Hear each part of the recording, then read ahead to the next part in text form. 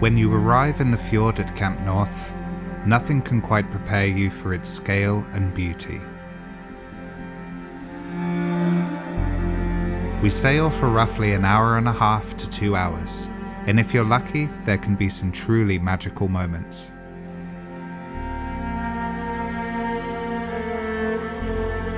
The mountain ranges stretch a mile high, cascading down into the sea.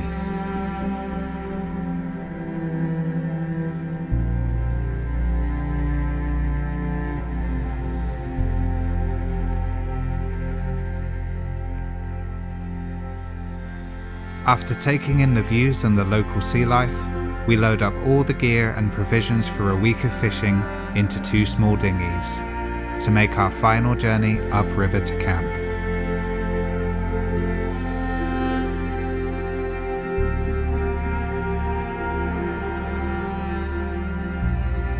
This is the moment where the river valley feels both vast and intimate, a paradox that only nature can create. To feel tiny in a big way.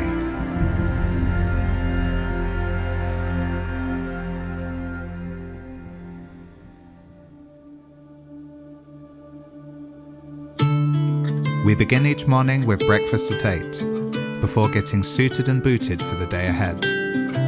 Bug nets are essential for some times of the day. Lightweight wading boots are ideal for long days hiking and fishing. We use single hand rods between a 5 and a 7 weight, paired with a weight-forward floating line. Leader setups can be adapted to the wide array of flies used to target the fish.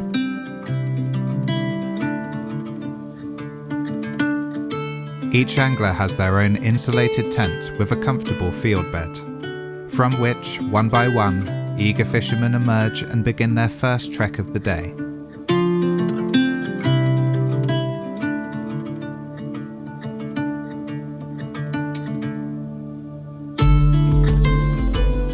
Taking the old caribou trails, we eagerly make our way upstream.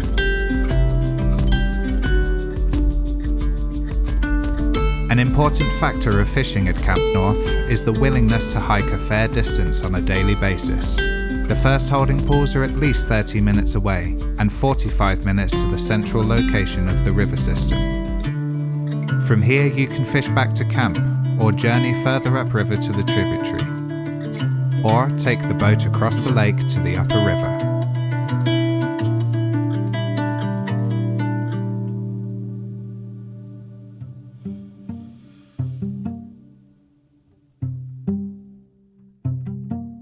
Fishing the main river begins below a large lake and is met with a smaller tributary, creating a weave of junction pools, and cuts a deep channel running along the high bank for some distance downstream. Here is a perfect stretch of water for skating foam flies, or swinging and stripping streamers.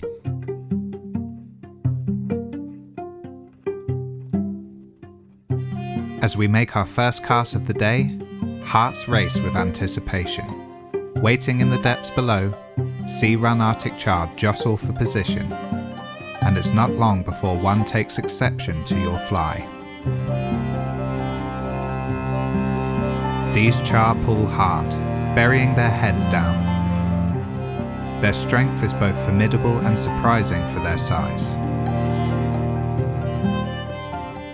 It's a battle of both patience and skill, but we land them quickly to ensure their survival once released.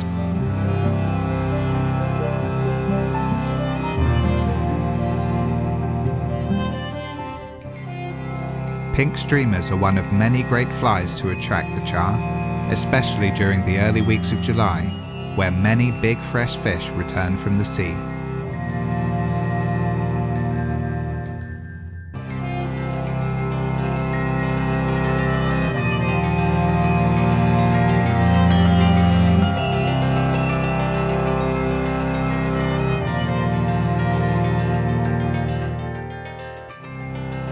Fishing around the mouth of the tributary can be highly productive, as many fish choose to run here. Bigger fish too.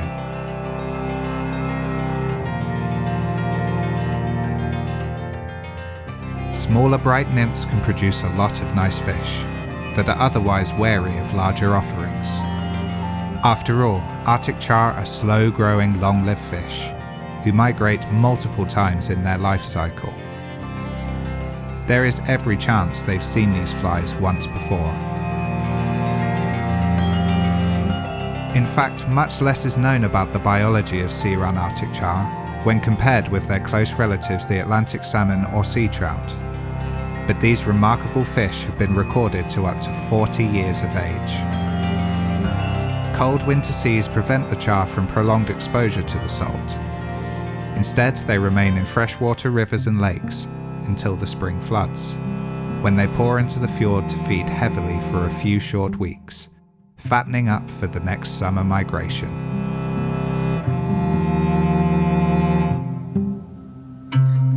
Continuing our adventure upstream, one of your options to explore is the Tributary River. There are different ways to access these waters, either by following the stream up through the canyon and fishing its pocket pools, or by hiking up and over the mountain ridge that splits the river valley to access the upper reaches and lakes. As you begin to climb the diverse terrain, there is every possibility you will encounter some of the locals.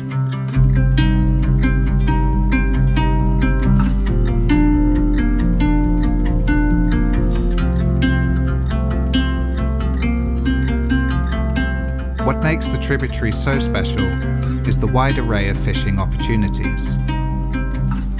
From small pockets to smooth holding pools, anglers are sure to be rewarded for up to another hour of hiking to these beautiful spots.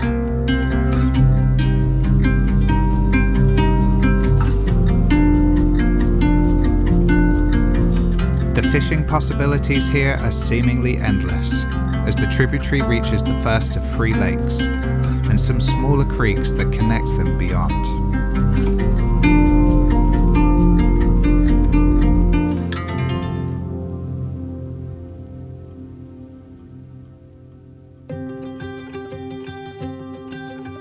One of the true gems of the Tributary River comes in the form of a small, smooth run of just 50 meters.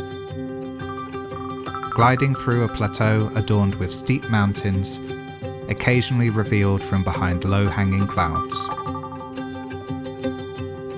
On sunny days, snowmelt from smaller creeks soften the color of the water to a glacial blue. Gently gliding below the surface, the unmistakable dark navy silhouettes are revealed in what is affectionately named the $1 Million Pool.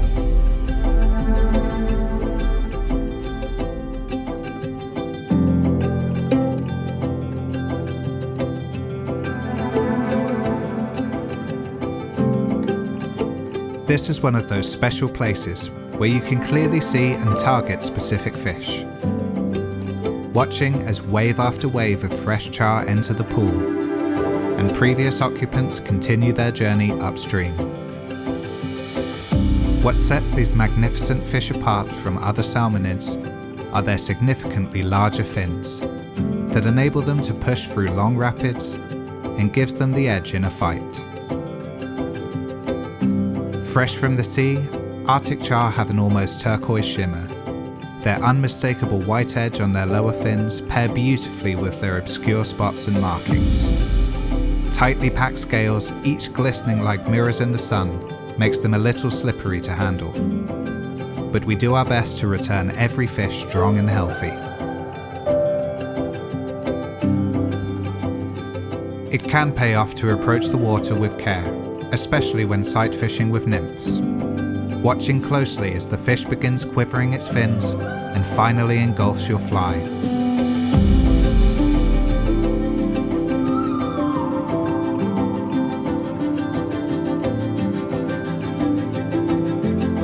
These fish can really surprise you and offer quite a challenge on lighter setups.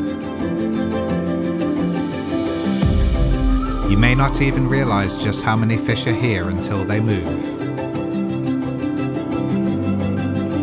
It's no wonder where the pool gets its name.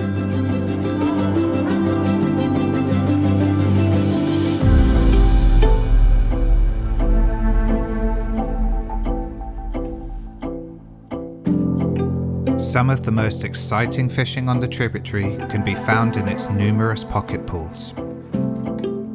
Skating foam flies across the calmer, smoother water, or presenting wet flies with precision.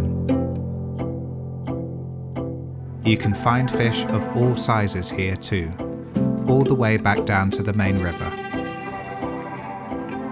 You may even wonder, when was the last time you fished a river with no name? Probably never.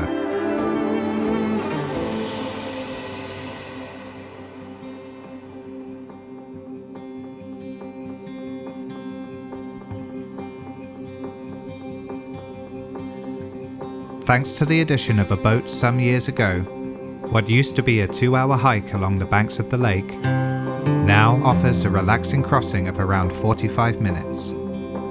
So anglers are able to reach the upper river faster and conserve energy to explore this magnificent piece of water between the first and the second lake. As we travel deeper through the valley, eventually you will see it. A narrow channel of water feeds into the lake at the end of a short delta.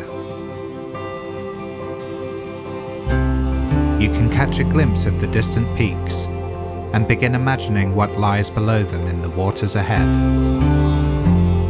marking the end of our crossing and the start of our next adventure.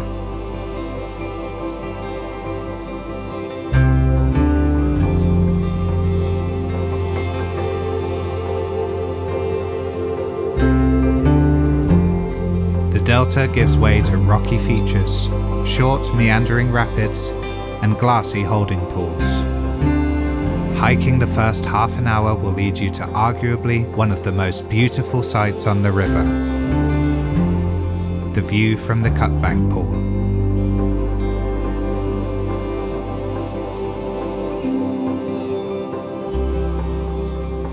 While it's tempting to start fishing, the best is yet to come. In the distance, you can just about make out where the next lake ends and the waterfall of the upper river begins. A further 30 minutes upriver, and you will arrive in a fly fisher's paradise, where silver lies in wait.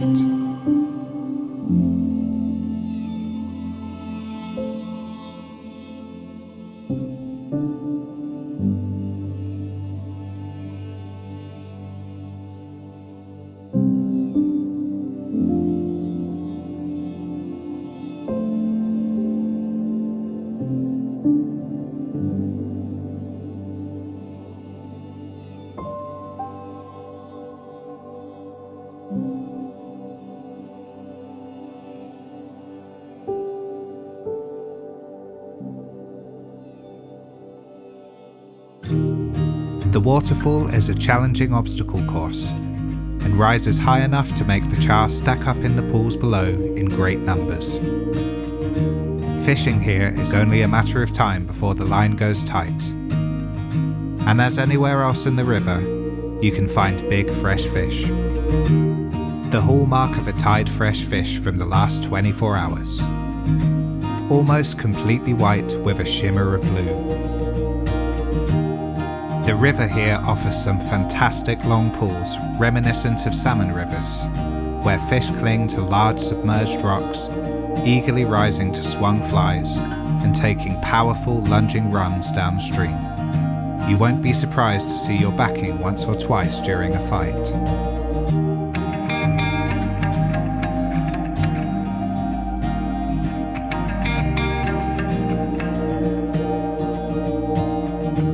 It can be difficult to hold the fish in the pool, but a steady hand and nerve can get the job done.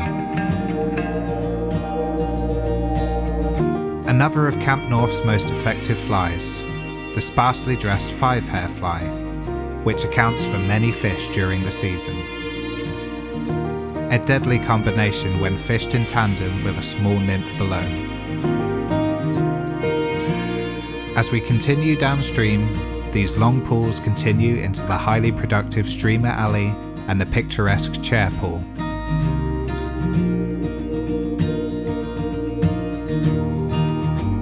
Catching a big char here is equally as entertaining as being a spectator from the high bank above. Seeing the take, the runs, and the heart-stopping leaps. Every fish caught up here is special and feels like a quest fulfilled. It's a privilege to encounter these fish, not just about catching, but a connection to the world and something timelessly pure. To experience Sea Run Arctic Char is something you'll carry with you long after the sound of the river has faded into memory.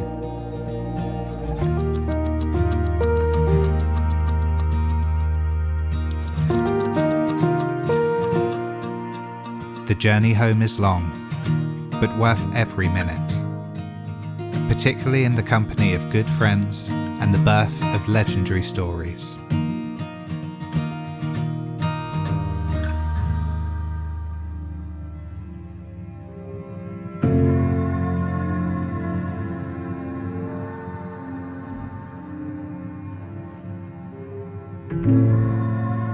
Each day winds down back at camp, with dinner on the table at 8 p.m.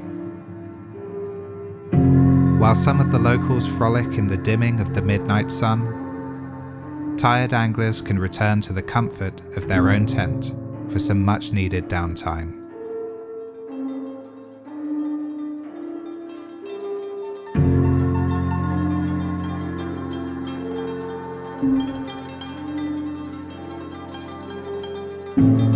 The camp chef ensures everyone is sufficiently refueled for the next day's fishing, while anglers regale each other with stories from the river.